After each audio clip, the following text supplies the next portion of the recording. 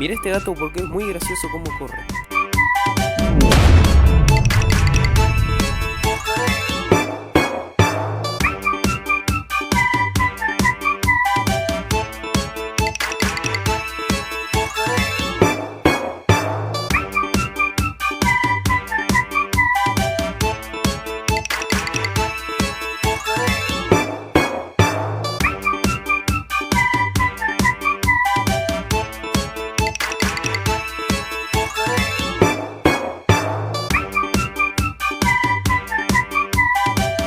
Jaja.